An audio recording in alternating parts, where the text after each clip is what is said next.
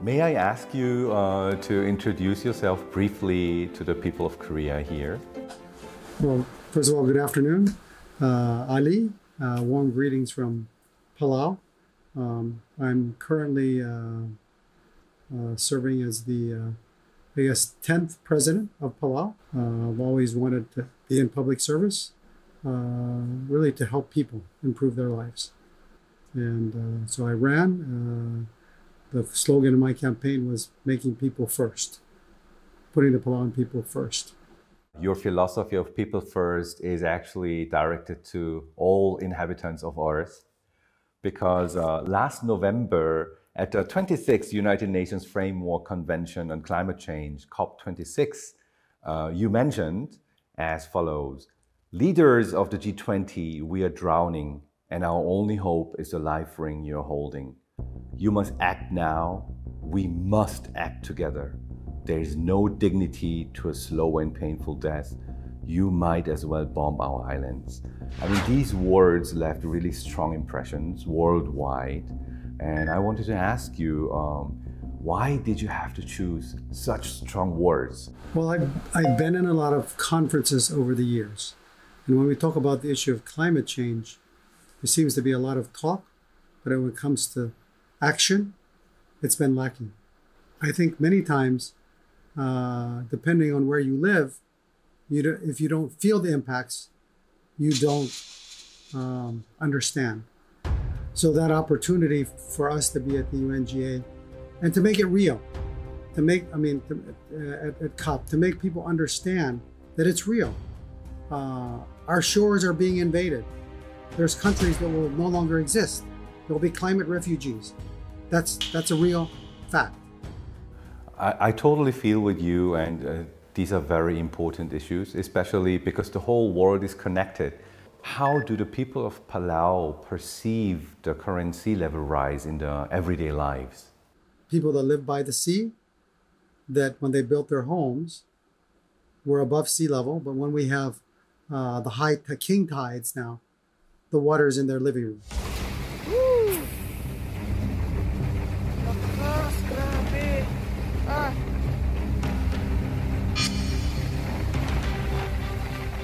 The second problem we had is we didn't used to have typhoons, strong storms very often.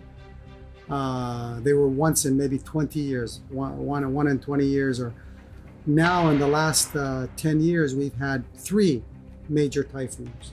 One of them, when they came through, every house on the island was knocked down. The other one that came through struck the east coast of Palau. And so all those homes that were along the beach, the storm came up and it was like a tsunami, knocked them out. And then even agriculture. One of the things that we do in Palau is we have what we call taro patches or taro swamps. They're kind of like rice patches. And so they're usually, they're wetlands down near the sea level. Well, because of sea level rise, some of them get inundated with seawater. Of course, it kills the taro, battering us with the storms, the sea level rise, droughts, all of these things that we're already suffering. So every time we have those catastrophes, we go into debt. It's harder for our people to climb back out. So we're just, inundated and pushed backwards every time that happens. 정말 그렇네요. 여기 그 팔라우가 가보면 태평양 전쟁 때 일본의 침몰한 배나 탱크 같은 게 많이 있어요. 그리고 실제로 여기 가면 아이고 다리 이런 다리들이 많아요. 그래서 이제 보통 이제 가이드들이 얘기하는 게 이게 왜 아이고 다리일까요? 물어봐요. 이제 조선인 강제징용자들이 저곳에 끌려가서 다리를 놓으면서 너무 힘드니까 아이고 하다 보니까 아이고 다리가 된 명칭들이 되게 많은 곳이에요. 그래서 저는 이 폭격하라란 말이 되게 인상적인 게 한때는 전쟁터였고 그 전쟁터를 벗어나니까 이제 기후위기라는 새로운 재앙 속에 있다. 이런 의도 같아요. 그리고 인상 깊었던 건 기후위기가 해수면 상승으로 막 충격이다 이게 아니라 빚을 진다는 얘기를 하잖아요. 그러니까 결과적으로 이 기후위기가 매일매일의 삶에도 너무나 큰 그 압박을 가하고 어려움이 되고 있는 거죠. 근데 실제로 이제 가장 좀 인상적인 예를 하나 드릴게요. 제주도 하면 굉장히 유명한 해안 스팟들이 많잖아요. 근데 그 중에 제주도 용머리 해안이라고 들어보신 적 있죠? 예, 그 굉장히 이렇게 막 모양 자체나 지세 자체가 용의 모양 같다라고 하는데 1960년대 이후에 실제로 네. 해수면이 계속 올라간 거예요. 어느 정도 올라갔을 것 같으세요?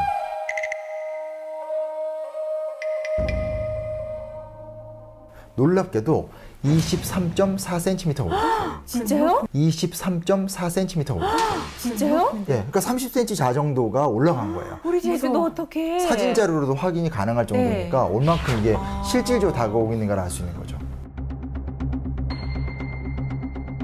그러니까 여기도 그렇고 또 키리바시라는 섬이 있어요. 키리바시도 아마 언론에 조금 보도가 된 적이 있는데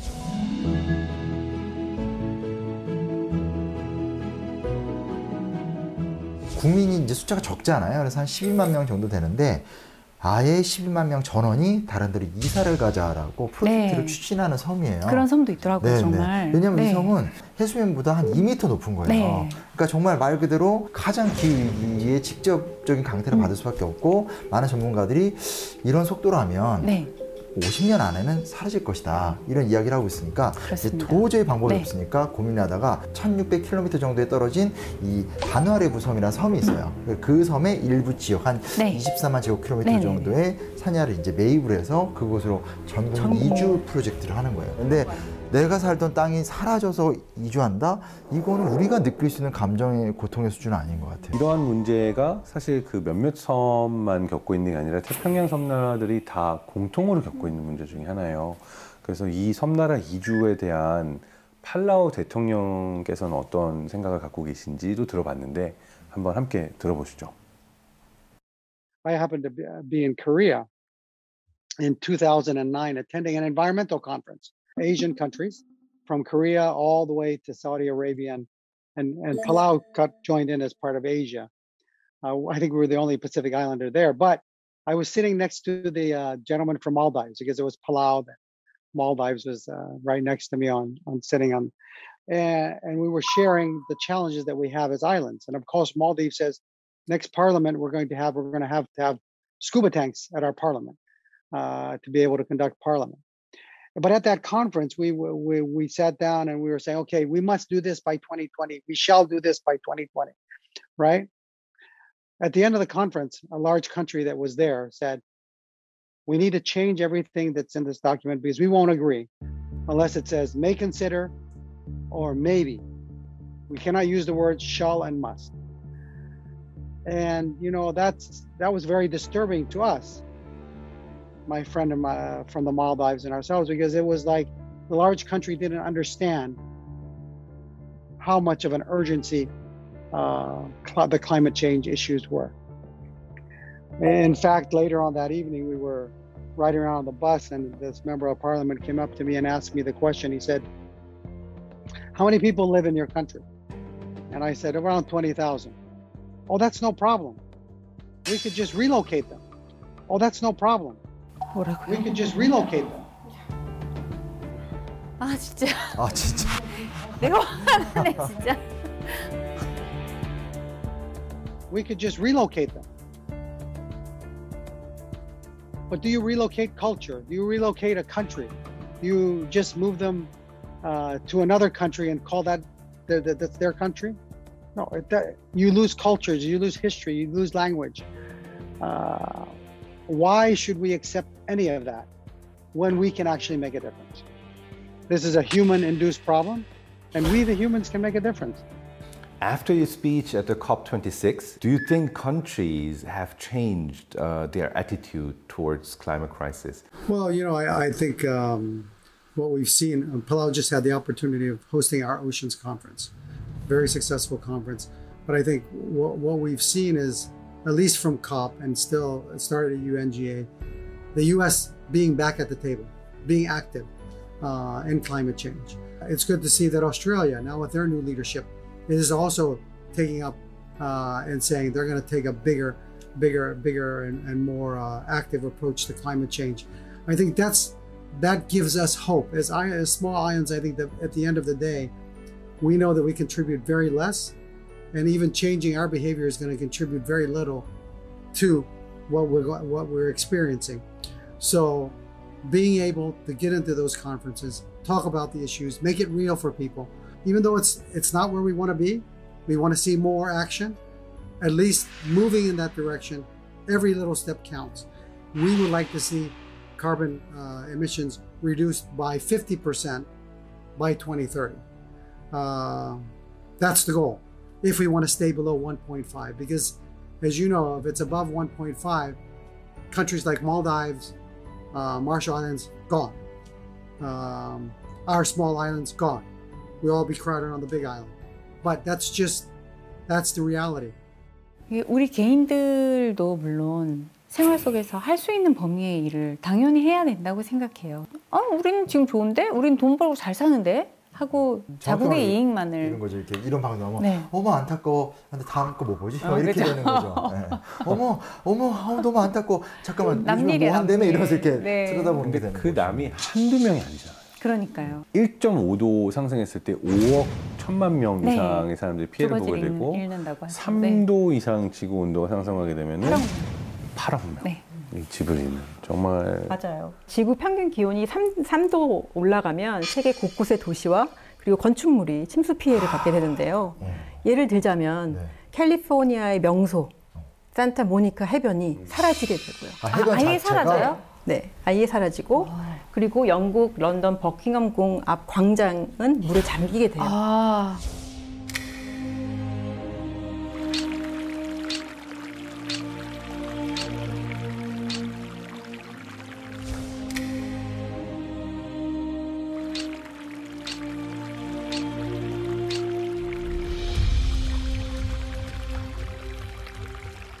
우리나라도 더 이상 안전지대가 아닌데요. 그러니까 2030년도까지 온실가스 배출량을 줄이지 못하면 국토의 5% 가까이 물에 잠기게 될 거라고 이야기를 해요. 우리나라도. 근데 국토의 5%가 뭐 아직 95% 남았네 이렇게 생각할 수도 있지만 감이 안 와요. 사실 10년 안에 인천국제공항, 해운대까지도 물에 잠겨서 영향이 없어질 수 있다. 아니, 지금 상황으로는 그렇게 될 것 같아요. 근데 인천국제공항이 사라진다는 건 우리나라의 물 창고가 사라지는 거잖아요. 맞습니다. 네.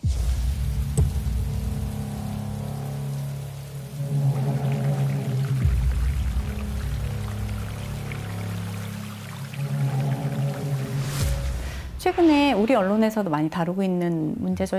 이렇게 눈앞에서 식자재 값이 막 상승하고 있잖아요. 맞아요.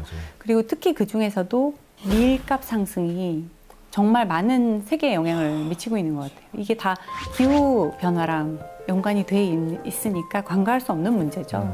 또 우리나라에서 잘하고 있는 것들은 과학기술이 발전한 나라예요. 그래서 이걸 어떻게 하면 좋을지 연구하고 있는 것들도 많은데 제가 좀 인상 깊었던 거는 팔라우 대통령께서 또 이런 부분을 기억하고 계시더라고요. 한번 궁금하네요. 같이 보겠습니다. One of the things that Korea has is you're a leader in renewable energy. You know, sharing that knowledge is also important with the broader Pacific and the world. Building energy efficient buildings, building fuel efficient cars, building renewable energy. All of those things contribute to helping us build a more sustainable planet. And you have very large and advanced corporations in Korea that are already doing that. They just need to expand it and continue to push the rest of the world in the same direction. To ask for international leaders and people in the world, what efforts can we make and what efforts do you think are necessary that we can have more hope and change the world for the better? So, you know, I think the Palawan people have lived for thousands of years because we've learned to be able to sustainably live here. One of our ancient practices, which is called the bul. Bul is, we've practiced it for thousands of years, which is the chiefs would get together and say, enough fishing over here. We need to stop. We need to pause for a while. Allow that area to rejuvenate, get back to where. And you know, that practice was practiced and very successful in making sure that there was always sustenance. People could always have a place where they could go and they could find what they needed to survive. I think that's something the world should learn from Palau. Because, I mean, it is what is needed right now for the world. Yeah, and then I think one of the things I didn't mention earlier, but it's our Palau National Marine Sanctuary. We, in 2015, passed a law that REEZ, we sectioned off 80% and said no take. So we protect the mammals from the top of the ocean all the way down to the seafloor. The fish and everything, no take. And only 20% is where we are allowed to fish. 80% is, I think, much bigger than what any other country in the world, but it shows that we're willing to step out there and do our part to help the world. And that's really what we encourage all our brothers and sisters around the world to do is, if everybody does their part, problem's gone, right? 정말 대단하지 않으세요? 그러니까 이 부분에 있어서 어떻게 우리가 지속 가능하게 모두가 살아남을 수 있을까에 대한 이해를 보이겠다. 그러니까 이게 사실 앞에 우리가 여러 문제점에 대해서 얘기 많이 했는데 어떻게 행동할 것이고 어떻게 실천하고 어떻게 바꿔갈 것인가에 대한 고민 자체 그리고 그 실천 자체로 지금 빨리 넘어가야 되는 단계가 아닐까. 개인들의 힘보다 국가 정책이나 기업의 정책의 힘이 크다고 생각하거든요. 어떻게 하면 포장 용기를 재사용 가능하게 만들어서 지속 가능한 미래를 만들 수 있는가, 또 어떻게 하면 자연을 해치지 않는 방식으로 재료를 생산해내고 있는가, 이런 거를 꼼꼼하게 이제 따져볼 때예요. 요새 가치 소비라는 얘기 많이 하잖아요. 내 철학에 이게 멋지고 이게 좋다라고 생각이 되면 비용을 더 지불해도 난 이쪽으로 가겠어 라는 소비자들이 굉장히 많아졌기 때문에 귀찮다고 생각하지 마시고 기업이 어떻게 환경 친화적인 정책으로 생산을 하고 있는지, 유통을 하고 있는지를 조금 살펴보시는 가치 소비를. 저는 일주일에 하루 채식하기 너무 좋죠. 제안하고 싶어요. 네. 이렇게 일주일에 하루 정도를 채식을 하게 되면 하루에 4kg의 온실가스 배출을 줄인대요. 이게 굉장한 양이죠. 그 호주 하면 뭐가 기억나세요? 예전에는 호주 하면 그쵸 바로 네. 그거예요. 예전에는 호주 하면 코알라가 생각나는데 최근에는 꺼지지 않는 산불이 기억이 나요. 근데 이게 호주 사회에 굉장히 큰 영향을 줬던 것 같아요. 그 당시 어떤 기후 문제를 안일하게 대처하고 있었던 정치 세력들 이런 것들이 연결이 되면서 바꿔야 된다라고 하면서 9년 만에 호주 정권이 교체가 된 거예요. 우리의 정치 에너지라는 게 과거에는 네. 뭐 민주화, 산업화 네네. 아니면 뭐 이렇게 빈곤의 문제였다면 이제 기후 위기를 극복하는 그쪽으로 가야 돼요. 힘이 돼야 된다. 네. 뭐 이런 부분에서 우리가 좀 주목해서 봐야 될 부분이 맞습니다. 아닌가 생각이 들어요. What impressed me most was among the Palau's various environmental protection systems. I mean, when you enter Palau, you have to do a pledge.